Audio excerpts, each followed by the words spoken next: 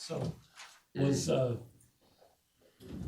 were y'all looking specifically for Andy at that time because of a matchup, or was it just the way the game was unfolding? Yeah, I don't know if today it would have been matchup specific. Sometimes it is, not only Andy. Maybe how they handle ball screens, maybe how they defend the post. Sometimes that's true. I thought Andy played with incredible poise, obviously Tuesday, and I thought some of that was taking place again today. There was some new stuff that we put in on Thursday morning that I thought was good for us. I thought the guys had really good confidence in it. And then I thought Lau did an incredible job in his play calling relative to time, score, and momentum. They started changing some of the things that they were doing, and our guys were handling that really well. But I thought Andy and Solo were tremendous on both sides of the ball. And for guys who do things that are not always in the stat sheet in this homestand, I thought both of them moved the needle for us in a positive way. Was Coach Kyle said he couldn't keep Big Z in the game because he kept kind of getting attacked at the rim. Just curious, maybe what you guys liked about that matchup and how you liked about how, I mean, you guys had 8 shots blocked, but you also kind of took it to them at times. Yeah, we not being condescending, we may play them again, so I don't want to get too far into that conversation. I know you didn't ask it that way.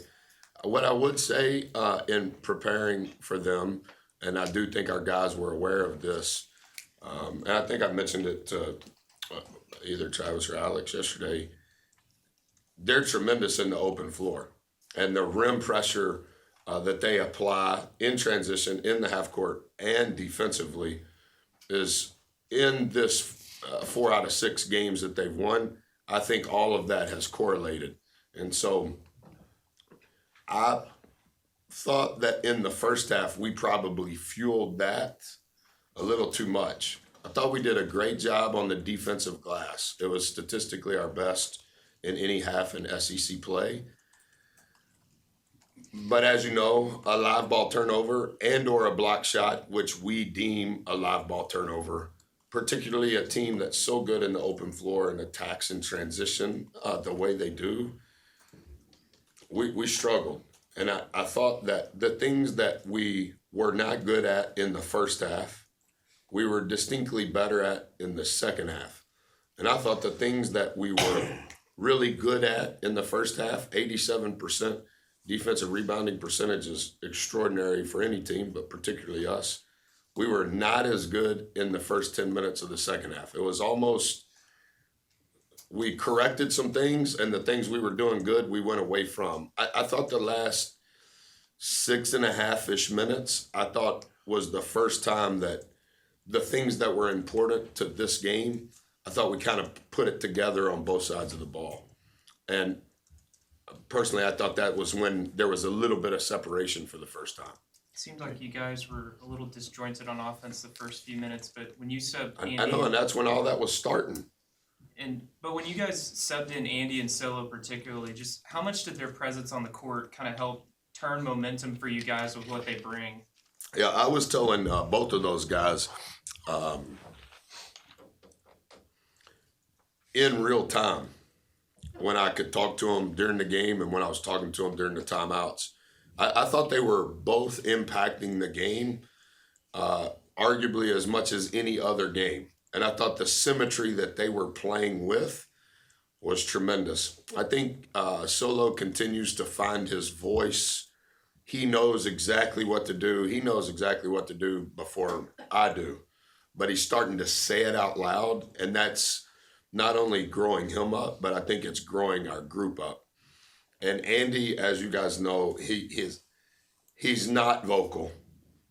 You can read his body language pretty easily, and he does things that you can't teach. But I even think he's beginning to realize how his voice and Solo's voice, like in that stretch defensively, and they were so predictable in what they're doing offensively.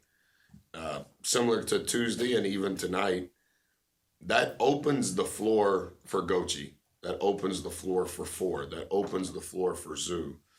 And I think Solo's confidence in what is best for him to be predictable offensively, he's probably in a groove that he's never been in.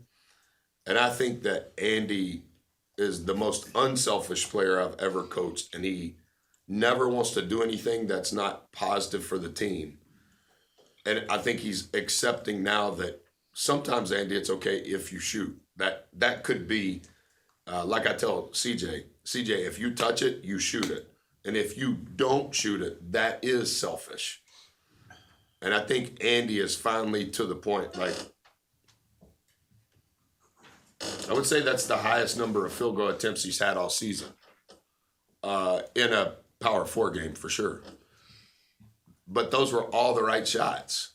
And also, I think that that's probably his highest number of field goal attempts because you don't want to be guarded as a non-attacker, a non-shooter. And if you look at the volume of shots that he's attempted, which is low, but what percentage of those shots have been from three? In my opinion, it's too high. It's not because he can't shoot. Everybody knows when he's going to shoot the three. Our program knows.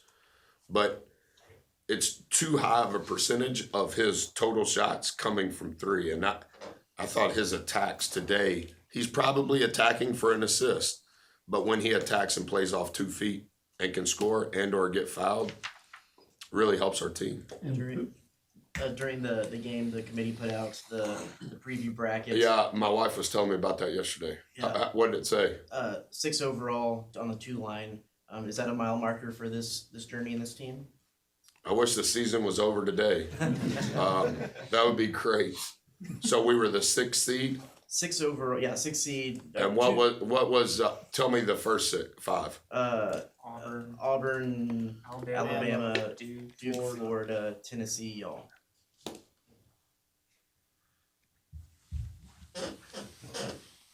So 5 out of 6 are from the SEC. Where was Purdue?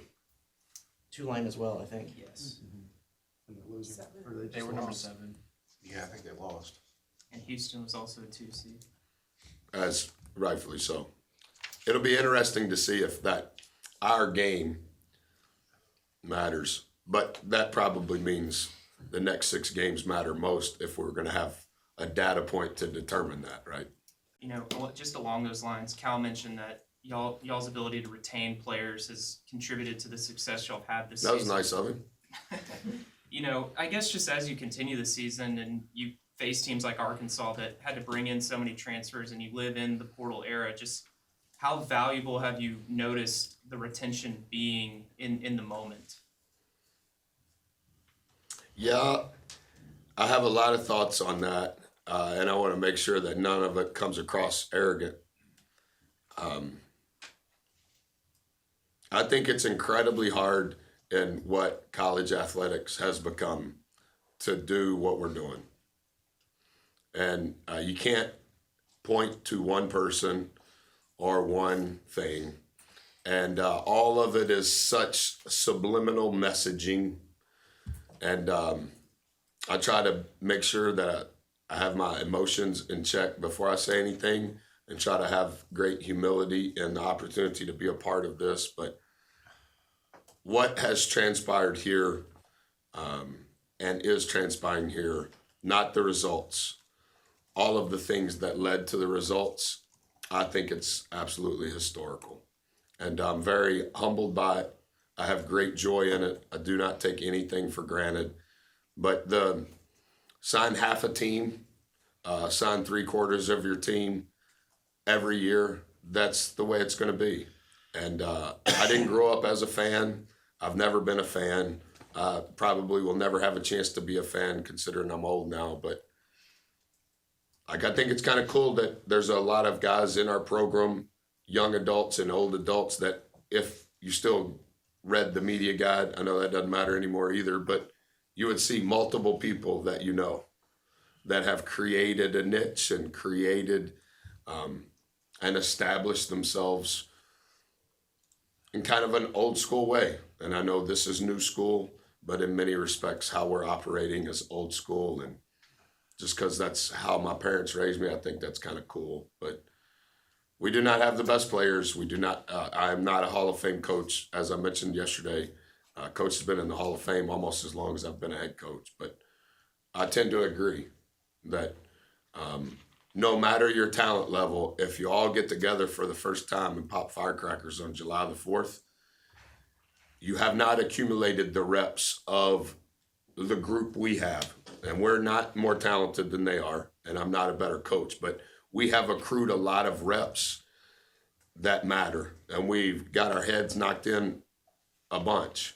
But there's great belief and trust and love and care, and we got a lot of people, the whole group, pulling in the same direction. So in real time, there's a lot of communication that is transparent, and that doesn't happen a lot anymore. And so for us to be the day after Valentine's Day and have our 20th win and our 9th SEC game and whatever our quad 1A record is, and quad 1 and 6th, and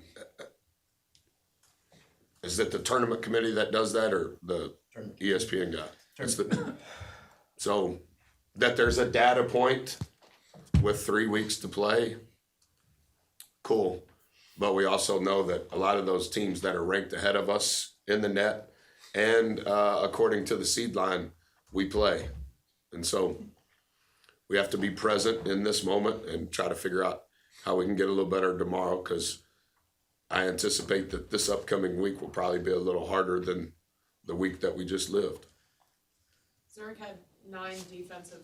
Just an absolute stalwart, like just stud. He is so tough, and his competitive nature just screams at you. But yet, if you don't know him, you think he should be a model because his smile is so gorgeous, and he has really, without getting into all of it, I'll tell you this, because I haven't looked at this, so give me just a second.